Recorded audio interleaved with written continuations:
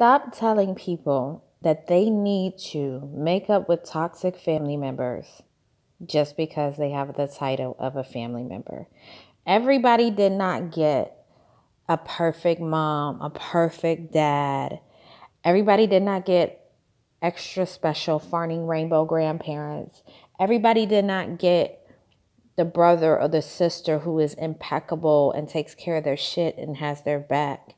Everybody didn't get that. So if somebody you know that you actually care about says that they do not want to deal with or do not deal with a family member, do not be an asshole and tell them, oh, that's wrong. You need to make up with that person. You feel bad if they die. Some of us won't feel bad if they die, okay? Some of us, and I say us because this is me, have had more peace when we finally made that decision to remove that person from our lives. I know I have. What people don't understand is I've spent X amount of years dealing with this person. And I know how this person is and how they act and how they are. And I've decided from spending X amount of years with this person that I want to break up. Okay. I don't want to be with them anymore. I don't want them around me. I've decided I have kids and they're not the healthiest person to have around my kids. They're not the most positive person to have around my kids. I've decided that every time they come around, I get anxiety or they stress me out or they're belittling or they always got a new problem or that they're not making healthy life decisions that could endanger me or my children. So I don't want them around. If somebody told you they don't want to deal with somebody anymore, you need to just ask them one question. Are you happy? Would that make you happy? And if their answer is yes, say cool. I got so sick of people telling me what I needed to do with the two people in my life that I got rid of. I even had to say something to my grandmother. I said, Grandma, you never asked me, am I happy? Ask me, am I happy? Yes. Yes, Grandma, I'm fucking happy. Worry about am I happy versus me having this toxic relationship with this person. And in a further discussion, I realized my grandmother came from a generation where you had just had to deal with people. You had to deal with your husband. You had to deal with toxic people around you because you couldn't just tell them to fuck off. That wasn't polite or ladylike. I come from a generation where my fuck off is so strong. If you can't be around me and be a positive person, if I have to worry about going to jail because I'm associated with you, if I have to be concerned with being belittled every time you're around, if I need something, which if you like me, you rarely need people. And if you do, you try to find a way before you ask anybody for any help. And when you do swallow your pride and ask for help, somebody who you never asked for anything ever under the sun that's always willing to help everybody else tells you no, and they do have a title of significance, it's okay to leave them alone. Some of y'all are out here taking care of kids that ain't yours because your brother and sister not handling their business and it's sucking your household dry. Some of y'all out here trying to mend relationship with parents that have always shown you repeatedly they don't care to be a parent. Some of y'all are out here repeatedly getting disappointed by people who do not care about the title that they have. I used to have, and I always have created little families around me. And I had one, and the brother in the family borrowed money from the sister in the family and didn't pay it back. And I said something, and he had an attitude. And I'm like, how do you have people who have your back and you don't care enough that people have your back in a world where people don't give a shit about you to pay that person back the money that you borrowed, that they gave to you, that they may not have actually had to give to you, or maybe they had it to give to you, but it would be helpful if you pay them back. And I understand the money lender rule. If you really can't afford to lose it, don't give it.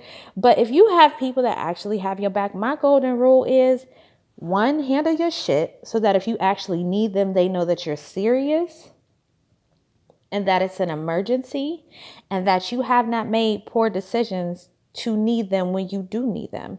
For instance, when I used to be a waitress, if I was coming up on rent and I was short, I would work to take that, $100 short down to $20. And then I'm only asking you to borrow $20. And then as soon as the month get right again, you got $20 back.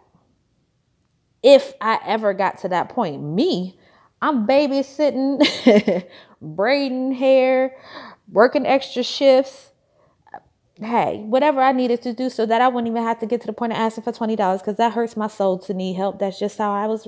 That's just how I am. I'm gonna say that's how I was raised, but I wasn't the type to have the luxury of fucking up so that I could always ask people for help. But if you have people who have your back and they're actually good under the title that they have, appreciate those people. But don't be an asshole to people that you know who are deciding, I no longer want this person in my life, because you wouldn't force a friend to randomly hang out with a crackhead.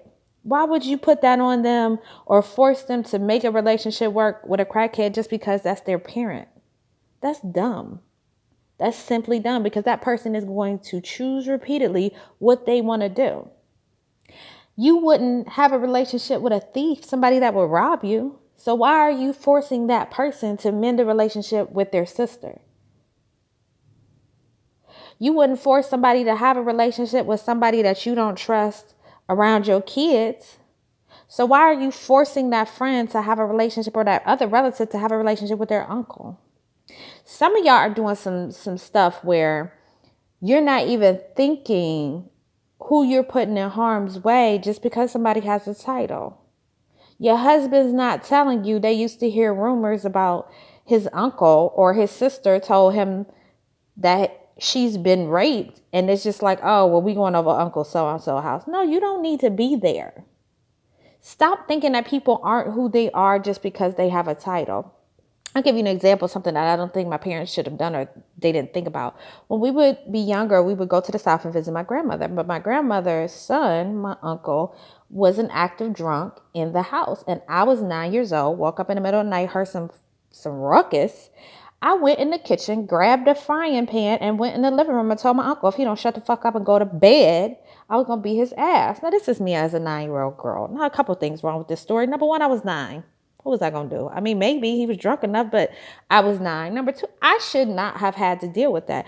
I think my parents should have made a better decision to say, you know what, he's still there. I think we need to have a safer environment for the kids and stay with some other relatives or get a hotel. Now, it could have been a money issue, and my father was pretty beefy back in the day. Maybe he felt like he could take it. But the simplicity of it was, we shouldn't have been in that environment. But just because it was my grandmother's house, and even with her, because that was her son, people tolerated things a lot more than they should have. It's very important to understand at face value, you have to look at people for who they are as a human being. If that human being is not operating like a decent human being, fuck the title that they have. Fuck that shit. And go and deal with them based on the type of human being they are. Period. I'm not taking my kids around a crackhead just because it's their grandfather. I'm not having my time spent with somebody who isn't right. Even me personally, my own father chose many times to drive past me and his grandchild to go to see dead people in caskets just because they were family. But he's more concerned with distant cousins burying them and showing up to a funeral to try to seem like some good guy. He drives past his own biological grandchild.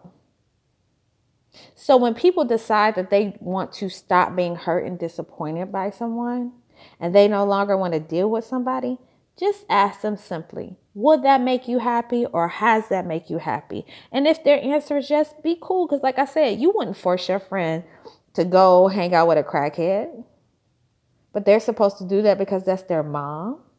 No, they decided to leave it alone. And I understand that the television has convinced you all more than once that everybody can be saved if they just love just a little bit more. Maybe they get taken to church and they find Jesus. And yes, there are plenty of recovering drug users and alcoholics, but even they will tell you they're not going to do it until they're ready.